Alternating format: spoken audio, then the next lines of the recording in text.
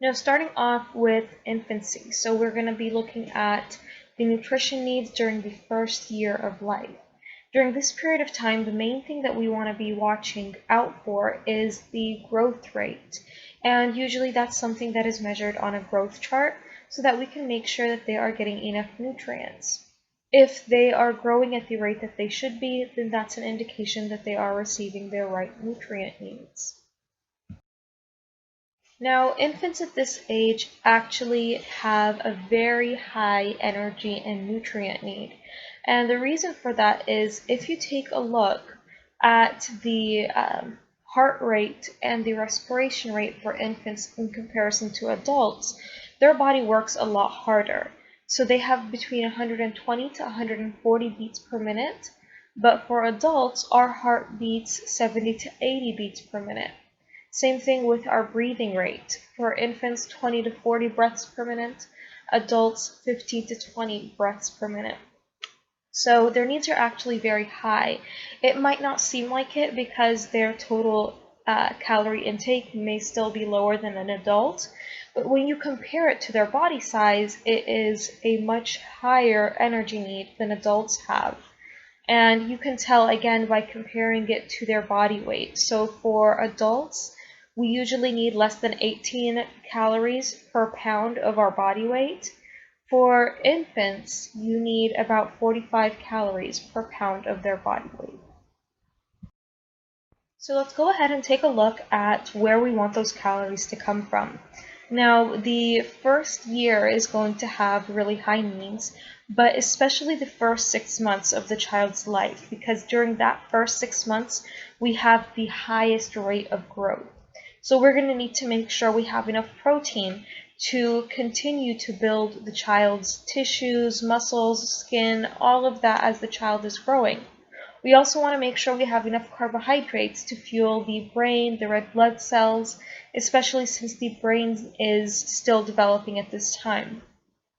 Lastly, we have fat. Fat is something that some parents fear giving their children because they worry that their child will get overweight, but it is something that is really important. We need those omega-3 and omega-6 fats to fuel the development of the child's brain, the child's vision.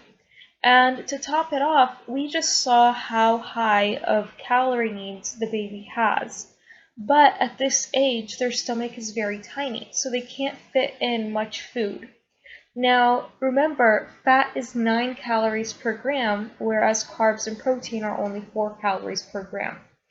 That means if you ate the same amount of fat as you did protein or carbohydrates, you would get a lot more calories in for that same amount of food than you would if the food was composed of carbohydrates and protein. Now, the reason that I mention this is because we want the child to be able to meet its calorie needs without overstuffing the child's stomach. And since fat is really high in calories, if we add it to the child's diet, it's going to help them meet their calorie needs while not pushing them to eat more than their stomach's capacity. Then we have things like vitamins, water, minerals. Water is something that we want to just make sure the child is not dehydrated. We don't want to really give water individually on its own. They should get enough from the breast milk or infant formula. But if they are in a really hot climate, then it's fine to go ahead and give them a little bit of water as well. But the reason that we don't usually want to do that is because, again, their stomachs are really tiny, but they have really high needs. So we don't want to fill their stomach with water and then not have enough room for the actual calories and nutrients. Vitamins and minerals are also at a higher need than adults are when we compare it to their body weight, but we're going to look a little bit later in this chapter at the specific needs that they have when it comes to vitamins and minerals and what we recommend that they take through supplements. So if you take a look over here, this is showing us the recommendation for the adult diet versus breast milk. The reason breast milk is shown there is because breast milk is basically the same composition as what the child's needs are. So when you look at breast milk is going to basically be the recommended diet for babies. And then the second chart that you see there, the second bar, is the recommended diet for adults. So if we look at the difference, you'll notice that the adult diet requires a lot more carbohydrates, whereas the baby's diet requires a lot more fat. And the reason for that, again, is because they need the extra calories from fat and they need it to fuel their brain and their vision. So let's go ahead and talk about what you want to feed the child, starting off with the option of breast milk. Now, breast milk is something that is recommended because of the fact that it has all of the nutrients necessary for the child. This is going to include the basic nutrients like the right types of fats and proteins, carbohydrates, but also it's going to contain some extra immune factors that we discussed in the previous chapter as well that's going to boost the baby's immune system. So it is something that is good to consider, and the recommendation is exclusively breastfeeding for the first 6 months, so nothing but breast milk. And then after the first 6 months, for about a year to a year and a half, breastfeeding along with solid foods. So starting to introduce the child to regular food while breastfeeding as well. Now, breast milk is something that we said is going to provide the baby with everything it needs, and that is with the exception of vitamin D. Vitamin D is not found in sufficient quantities in breast milk, so that is something that you need to give the baby if you are breastfeeding, and the doctor will usually prescribe the supplement in the form of vitamin D drops that you just drop into the baby's mouth, and they should be fine when it comes to their vitamin D needs. Another thing to know about breast milk is that it contains some extra beneficial factors that you don't find in formula. For example, we mentioned before that it has a lot of the extra antibodies, the immune factors that are going to help protect the baby, help boost the baby's immune system. And then we also have something called colostrum, which is the very first fluid that comes out of the mother's breast when she starts breastfeeding. And this colostrum is going to be what contains the majority of those antibodies, and it also contains a really large amount of necessary nutrients like the fat, for example, to give the baby what it needs when it is first born and first starts eating. Now, for the supplements that the child is going to need, we mentioned that breast milk doesn't contain vitamin D, and so the child needs to get vitamin D in the form of vitamin D drops if they are being breastfed. So when you look at the breastfed portion of this table over here, you see that vitamin D is there for both birth to 6 months and 6 months to a year. But one thing that you'll notice is that iron doesn't show up until after 6 months. And the reason for that is usually anytime there is a period of a lot of growth going on, the body needs extra iron. And we said that the baby is going through a really fast period of growth in the first 6 months especially, but throughout the whole first year. So the baby does need a lot of iron in the first 6 months, but the check mark isn't there because the baby actually has stores of iron that can last for about 6 months long. If you remember, we mentioned that a pregnant woman has extremely high iron needs, and one of the reasons for that is because the iron that the mother is consuming during her pregnancy is going to the baby in the form of storing iron in the baby's body, so that when the baby's born, even though the breast milk doesn't give enough iron, the baby can still use its own stores of iron for the first 6 months of life. So that's the reason that we don't see it for the first 6 months, but after the 6-month period, we are going to need to make sure that the baby is getting iron from an outside source. Same thing with fluoride. We see fluoride marked for 6 months to a year, and that's because at this period we're starting to see teeth growing in, and so they need to make sure that they have fluoride to protect the baby's teeth. Now for the formula fed, you'll notice that for the first 6 months there's actually no check mark. And the reason for this is because the companies that make infant formula try to imitate breast milk as much as possible, but also enhance it by putting in things that usually you would have to supplement if you are breastfeeding. So for example, the vitamin D. The vitamin D is not necessary if you are formula feeding because they add vitamin D into the formula. Now, you do see iron and fluoride showing up for the formula-fed infants, but they don't show up until after 6 months. And the reason for this is because even though they are trying to add in everything that's missing, they are adding it in at a certain amount that is supposed to be sufficient if the baby is drinking formula full time, if that's the baby's only food source. But remember, we said after 6 months, the baby's going to start consuming other solid foods on the side as well. So what that's going to do is decrease the amount of formula the baby's consuming in a day. So even though they might have added some extra iron and fluoride in there, since the baby is not consuming the full amount in a day and is eating solid food on the side instead, the baby's probably not getting enough from formula. So that's why it is marked for iron and fluoride also after the 6-month mark. Now, even though breast milk is something that we mentioned is really good for the child, we have some individuals who are not capable of breastfeeding, like the ones we mentioned before. For example, who have HIV/AIDS, they can't breastfeed. And of course, there can be other reasons why someone chooses not to breastfeed. Now, in these situations, you have two options. The first one is going to a breast milk bank. This is similar to a blood bank where people go and donate breast milk, but they are screened and the breast milk is analyzed to make sure that it is not contaminated, that it comes from a healthy mother, and it hasn't been tainted with anything toxic. Now, this is especially important for infants who are maybe born premature, so their mother's breast milk hasn't come around yet, or they are smaller infants that aren't fully developed and are struggling. They are going to really benefit from that extra boost that comes from breast milk. So those individuals can really benefit from that. Another option is infant formula.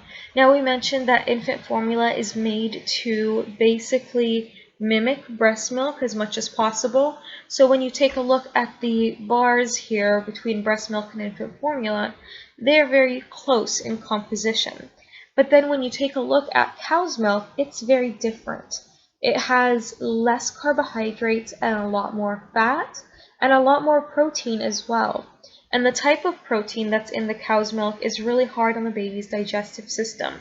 And so it's something that you want to avoid. Sometimes people will just give their child cow's milk instead of actually buying the formula that's meant for the child, and that's not something that is going to give the baby what it needs, and it's actually going to overwhelm the baby's digestive system. We don't want to provide the baby with cow's milk until after a year of age. Before that, the baby can't process it. We want to make sure the baby is getting either breast milk or formula. Now, as for some of the cons with the infant formula, it's not going to provide the antibodies that give that extra immunity boost. It's also something that you need to take into consideration when you are preparing it to make sure it is not contaminated. You want to make sure if you are using water from your faucet, some old houses that have old pipes, will have a lot of lead accumulation in the pipe, and that can lead to lead toxicity. So if you are going to use that, let the faucet run for a minute first so that the accumulation of lead leaves, and then use the water after that. That will decrease the amount of lead that comes into the water. Another thing that you need to consider is how the temperature is. With breast milk, it's always at the right temperature. It's always sterile. With infant formula, you need to make sure it is not too hot, but that it's warm enough for the baby to want to consume. Now, I mentioned the risk of lead poisoning that can happen, but another issue that can happen with formula-fed infants is something that we call nursing bottle tooth decay, and that's what you see in the picture over here. Now, this is something that happens when an individual is giving their child formula in a bottle to go to sleep with. And the whole time that they are asleep, after the baby falls asleep, usually the bottle stays in the baby's mouth and is slowly dripping on its teeth. Now, if you remember from the carbohydrates chapter, there is bacteria that naturally occurs in our mouth, and when the bacteria mixes with carbohydrates, it forms an acid. So the carbohydrates that are in the formula are mixing with the bacteria in the baby's mouth and forming an acid. So the whole time that the baby is asleep with the formula dripping, there is acid eroding the baby's teeth. So if you are going to give formula, make sure that you don't just give the baby the bottle of formula to go to sleep with and then leave it in the child's mouth. Next, we have the transition to the solid foods. Now, we mentioned that you want to breastfeed or give formula exclusively for the first 6 months, and that's because around 4 to 6 months is where the children start to develop the physical capability to handle solid foods. So we want to make sure that we are watching out for their physical capability. Not as soon as the 6-month mark happens, you start feeding them solid foods. You want to see if they're physically able. Are they able to control their head? If not, if it falls back while they're eating, they could easily choke. Are they able to sit up with support? Are they able to start chewing or swallowing the food without protruding their tongue out? So these are things that you want to watch out for. If the child is between 4 to 6 months and you see these milestones, then they're ready to go ahead and begin with solid foods. Now, there is a way that you want to make sure that you handle the food when you introduce it to the child. And the first recommendation is to make sure that you watch out for allergies. You can do this by giving single ingredient foods. So, for example, if you give a child strawberries and then the child has an allergic reaction, then you know that the child is allergic to strawberries. But if you gave them a food that had several ingredients, for example, strawberry yogurt, then they have an allergic reaction. You're not going to be sure what it was in the yogurt that the child was actually allergic to. So that is something that we want to make sure that we watch out for, because if the child has an allergic reaction, their bodies are so small that they can't handle very much. They could go into something called anaphylactic shock and end up passing away. Now, the next thing that you want to do is give the child the food multiple times before you rule out an allergy, and each time wait a few days to make sure that there is not a delay in the allergic reaction. Now, the reason for this is because of the way that allergies develop.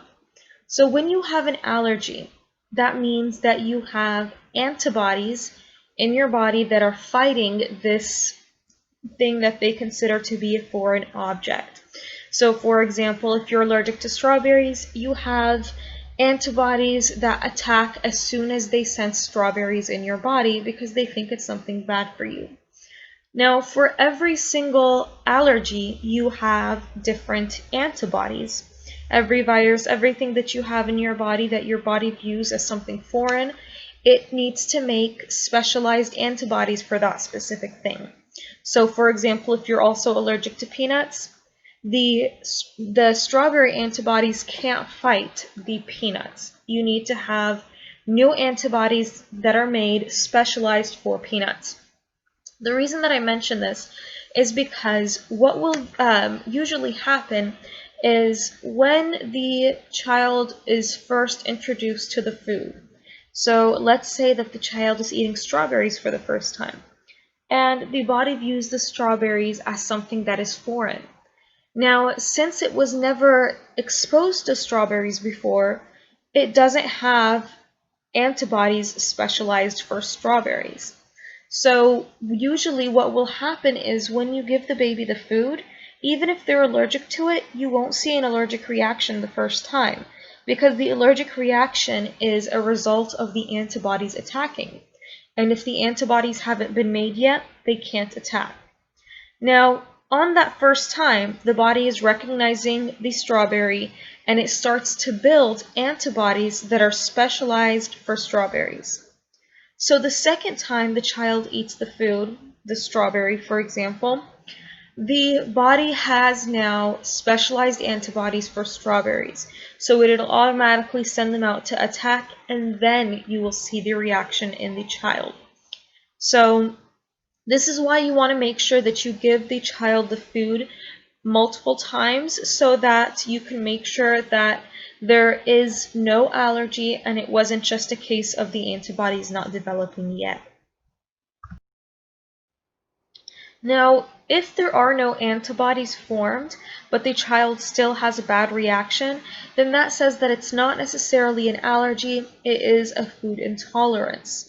For example, when somebody has lactose intolerance, we said that's because they lack the enzyme lactase, which is what fully digests lactose. So since they are missing that enzyme, lactose isn't fully broken down and the body starts to feel uncomfortable. That is a food intolerance, where your body doesn't react well to it, the body can't handle a specific food, but it is not called an allergy unless there are antibodies involved. Now, as for what we do want to provide the child, first thing is thinking about the things that the child needs nutritionally. Remember, we said after 6 months, the child's going to start to need outside iron. So we want to make sure that we are giving them foods that contain iron so that the baby doesn't have to get it from supplements. So for example, a lot of baby cereals, baby foods are iron fortified. They have iron added in there. Also, if you remember, meat is a very good and very readily absorbable source of iron as well. You also want to make sure that you are building up their defenses by making sure that they have their micronutrients, their antioxidants, so things like a variety of fruits and vegetables. Now, one thing that you do want to avoid is honey. Honey is something that the actually harbors a certain foodborne illness that the child can develop if they consume it at that young of an age, because their body is not strong enough, it hasn't built up a strong enough immune system to be able to fight the bacteria that is in the honey. As for vegetarian and vegan diets, now when it comes to vegetarian diets, in the first 6 months, the child is vegetarian anyway. Remember, we said they are being given either formula or breast milk exclusively. That's already vegetarian. So we're not really concerned about that in the first 6 months. We're really concerned about afterwards, when the parents start to introduce the child to solid foods at around 6 months. What are they going to provide the child? Now, with a vegetarian diet, you can have a well-balanced diet that provides all the nutrients. If the parents are very selective in what they choose, they make sure that they choose complementary protein sources so that the baby is getting a complete protein, and they make sure that the baby is eating enough. Because a lot of times, the plant protein sources that vegans and vegetarians consume have a lot of fiber in them. And so the child ends up feeling full, and it doesn't usually eat enough if they are filled up with fiber. So that's another thing to watch out for. But it is possible to have a healthy baby on a vegetarian diet. Now, with a vegan diet, that's where we are concerned. A vegan diet is a lot more restrictive. The child's going to need to be on several supplements. And so that is something that if you can avoid for that beginning period of life, it would be better. They actually have seen that children at this age that are vegan have delayed growth and development in comparison to the children who are not on a restricted diet. Going on to the 1 year mark, now the child's growth is going to start to slow down, It's still going to be growth at a fast rate, but definitely slowed down in comparison to the first 6 months and the first year in general, really. So one thing that you might notice is that the child's appetite is actually smaller than it used to be. And the reason for that is because the body's not working as hard, they're not growing as fast, and so they need less energy. At the same time, this is usually the period of time where they're starting to move around more. So depending on how active they are, you're going to be able, you're going to have to alter their diet. As for where we want those calories to come from, at this point the needs are going to change a little bit. Remember, in the first year, they had a higher need for carbohydrates. They also had to make sure they got sufficient protein, and a large amount of their diet came from fat. At this point, their recommendations are going to start to go down. So the carbohydrate and fiber recommendations are actually going to be in line with the recommendations for adults. Protein, they still want to make sure that they are getting additional protein because they're growing. But they do need to make sure that the protein is high quality. That's the main thing that we're looking for. Because if it's not high quality, that means it's not going to contain all of the amino acids that are going to help promote growth. Now for the fat, if you remember, fat made up almost half of their calories in the first year. That is going to start dropping more and more as they grow. So you'll notice that between 1 to 3 years, it drops to 30 to 40%. 4 to 18 years, it's going to be 25 to 35%. That's still higher than adults. Adults are 20 to 35%. So they still do have higher needs, but they're definitely dropping as they get older. And a big part of that is the fact that their needs are no longer as high. Now, there are several things that we want to know and several tools that we can use in order to plan our children's meals so that we can make sure that they are meeting these requirements. There was a study that was done on children's diets, and they found that they were missing fruits and vegetables. They weren't getting enough, and the ones who were getting enough weren't getting a variety from each group. So for vegetables, they only ever ate carrots, for example. And that's something important because each fruit and vegetable has different nutrients, different vitamins and minerals. So we want to make sure we're including enough fruits and vegetables and that they are being varied as well.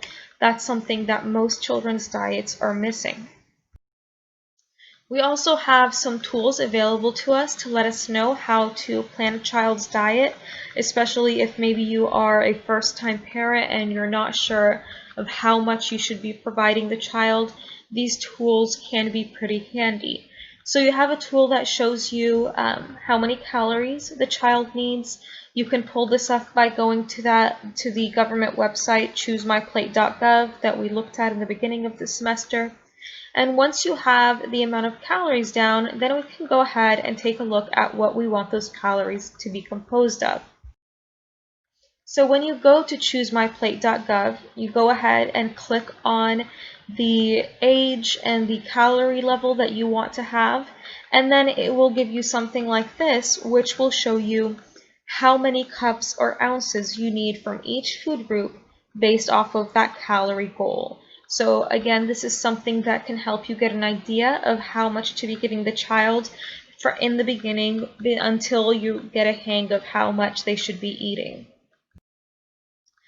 Also on Choose My Plate, not only does it tell you how much you should be getting from each food group, it also gives you advice on what to choose within the food groups to make sure that the child is getting the best nutrition. Now, for children who aren't getting enough nutrition, they're going to start having some behavioral and learning issues in school. Now, this doesn't just concern low-income families that can afford meals, but also families who just choose to give their children non-nutritious foods. Also, you have sometimes parents that just take their kids to school without breakfast because they're on the run, they don't have time, and those children will usually suffer in school as well. They won't be able to concentrate as well without breakfast. If this is a regular thing, it could lead to iron deficiency since children are already at a high risk for that. Their needs are so high, so it's usually hard for children to meet iron anyway. If they're skipping meals, then they have even a bigger concern there. And if you don't have enough iron, the ability to focus, the ability to learn new information is going to be very difficult. Now, another thing about this is that children who are not getting enough nutrients actually become more susceptible to lead toxicity. We mentioned lead toxicity before. We said lead can be something that accumulates in the pipes of old houses. It's also in the paint in old houses, so if the child is going around the house, a lot of young children like to put things in their mouth as a way of discovering them. If they put a paint chip in their mouth, they can very easily lead to a lead toxicity. And that risk increases if they are deficient in other nutrients. For example, if they are deficient in iron, like we just mentioned, all of a sudden their risk of lead toxicity jumps. Same thing with calcium, vitamin C, vitamin D. For some reason, when you're deficient in these nutrients, the body becomes a lot more susceptible to lead toxicity. Now, if a child does develop lead toxicity, it can be something very serious. It can start to accumulate in the brain, in the kidneys, and lead to a much bigger health concern. And because of that, there are new laws out there that are trying to regulate the lead, especially, for example, in paint. There is now a regulation that limits the amount of lead that is allowed to be in paint. And so this is usually more of a concern in older houses. Now, a big concern with children is childhood obesity. This is something that has been on the rise for the past few years in the US. It's something that is becoming more and more of an issue where children are starting to develop things like heart disease and diabetes at a young age because they are overweight or obese. Now, when it comes to the way that we are going to handle childhood obesity, it's very different than the way we handle adult obesity. If you remember with adult obesity, we said we want to cut down calories, make it so that you have a calorie deficit. You give your body less than the calories that it needs in a day, and that will allow you to lose weight. With children, we don't want to do that. We don't want them to lose weight because if they lose weight, then that's an indication that you're giving the body less calories than it needs in a day. And for children, we don't want that to happen because they're still growing. So you want to make sure the body is getting enough calories to fuel itself, to fuel its growth. So in order to do that, you're not going to have a calorie deficit. You want to give your body all the calories it needs. So no calorie deficit for these children, no diets. We don't want them to lose weight. What we want is to prevent any more weight gain. So we want to stop the weight gain so that it doesn't keep getting worse, but we don't want them to lose weight. We just want them to maintain their current weight. So we want weight maintenance as opposed to weight loss. And the ways that you're going to do this is just by trying to make the child's lifestyle and diet a little healthier. Maybe start swapping out some of the more unhealthy snacks for healthier things that the child can snack on. Start eating out less or watching the portion sizes. These are things that you can do that should bring down the calories just enough to stop the weight gain, and also at the same time hopefully instill these healthier eating habits in the child so as they get older they won't still have the same issue with weight gain. Same thing goes for exercise. If you can get the child to go outside and play a little bit more, be more physically active, go out and play with your child, then that can be something that can, again, decrease the calories a little bit because the child is moving around and using some calories. And by doing that, it should bring it down just enough that the weight gain stops and the weight is maintained. And after this, the child will continue to grow and eventually grow into their weight and they won't be overweight or obese anymore. So again, weight maintenance so that they can grow into their weight, as opposed to weight loss. Now, a few ways that you can do this without getting resistance from the child is by involving them in the decisions. So if you're going to change up, let's say, one of the snacks or change up some of the eating habits that you had before that were unhealthy, then include the child. Let them give them the option of two healthy items and ask them, what would you like to eat for a snack? What would you like to eat for dinner? This or that. And a lot of times they'll feel like they are in control, or they have power over what they're eating because they're able to choose for themselves, when in reality you're making sure that whatever they do choose is healthy anyway. Also, if the child enjoys helping out in the kitchen, that's something that can also help. A lot of times children are more willing to taste a new food if they helped create it. Now, if the child is starting to get into these school years, that's going to be another thing to think about, because now they might be eating school lunch, school breakfast. They have other options at school as well that make it so that you're not 100% in control of what they put into their body. Now, luckily, the schools that have the reduced cost lunch and breakfast, or the free lunch and breakfast, are basically governed by the government regulations. What I mean by that is that the government will not fund these meals unless they meet certain guidelines. And the guidelines are primarily to limit things like added sugar, things like saturated trans fats that are bad for the child, and also make sure that each meal contains at least a third of the recommendation of the important nutrients for the child's growth. So for example, for breakfast, the breakfast that's provided at school needs to have at least a third of the recommendation for calcium, a third of the recommendation for protein, etc. And the reason for this is because they are hoping that if the child is not eating well at home, the parents can't afford to feed the child maybe, then if they ate both breakfast and lunch at school, by the time they go home, they have 2/3 of their needs met. Hopefully, whatever they eat at home will fill in that little bit that's left, but if not, at least they won't be so low in meeting their needs that they become deficient. Now, at the same time, though, there are other things that compete with the school lunch.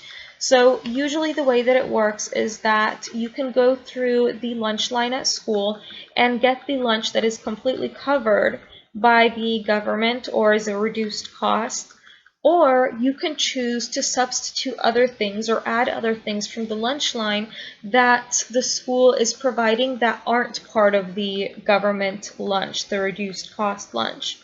And so sometimes students will do that. They will swap things out, and because of that, they'll have to pay a little bit extra, but they'll go ahead and do that, and they won't get all of the nutrients that the government had intended by preparing that set meal. Now, another thing is you have things like vending machines, bake sales that are also competing. There are legislations that are being put out now that try to prevent vending machines, bake sales, unless they have healthy options. So no candy bars, things like that, if there is going to be a vending machine. Moving on to our adolescents or teenagers. This is going to be the second time in the child's life where there is a very fast growth spurt. Now, this time there are going to be a lot of changes, which means a lot of nutrient needs. A lot of them are going to have quick growth in terms of their height. They're going to start developing, reaching puberty, and so their needs are really going to change at this time. Now, besides the extra calorie needs, these teenagers are also going to have extra needs for vitamins and minerals, in particular calcium and vitamin D. Since they are growing taller, they're going through their growth spurts, their bones are going to need that extra calcium and vitamin D to help the bones grow and remodel. Now, a problem here is that a lot of teenagers at this time are starting to drink less milk and swap it out for things like soda, for example. And because of that, they are already getting less calcium than they used to, even though their needs are now higher. Same thing goes for iron. Iron is something that they need a lot of because they're going through a period of growth. So the needs are going to be higher for both boys and girls, but girls even more so.